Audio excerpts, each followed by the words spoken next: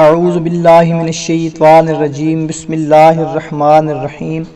السلام علیکم خواتین و حضرات، امید ہے آپ سب لوگ اللہ تعالیٰ کے فضل و کرم سے خیریت سے ہوں گے۔ دعا کرتے ہیں کہ یا اللہ ہم سب کی جتنی بھی مشکلات ہیں سب آسان فرما دے، آمین۔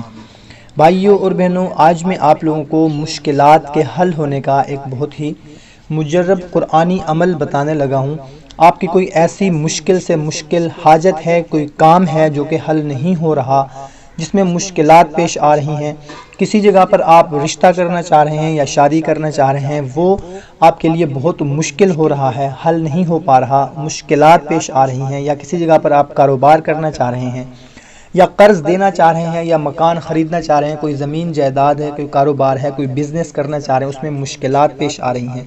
الغرض کوئی بھی آپ کا جائز کام ہے، جائز مقصد ہے جس میں بہت مشکل آ رہی ہے، تو یہ قرآنی عمل بہت ہی مختصر سا عمل ہے، بہت ہی مجرب عمل ہے۔ یہ عمل کر لیں انشاءاللہ تعالی مشکل سے مشکل کام بھی آسان ہو جائے گا، حل ہو جائے گا۔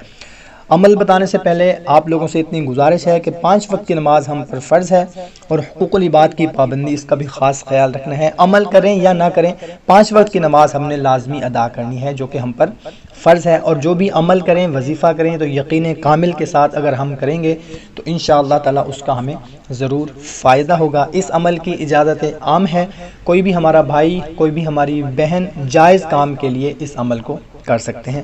کرنا آپ نے یہ ہے کہ رات کو عشاء کی نماز ادا کرنے کے بعد یا رات کو سوتے وقت آپ نے اول و آخر 11 مرتبہ درود ابراہیمی پڑھ لینا ہے، اور درمیان میں آپ نے 14 مرتبہ آیت الکرسی پڑھنی ہے صدق دل سے، اور تصور میں جو آپ کا کام ہے جو کہ مشکل لگ رہا ہے، جو کہ حل نہیں ہو پا رہا، اس کو تصور میں رکھنا ہے۔ انشاءاللہ تعالی مشکل سے مشکل کام بڑی آسانی سے حل ہو جائے گا۔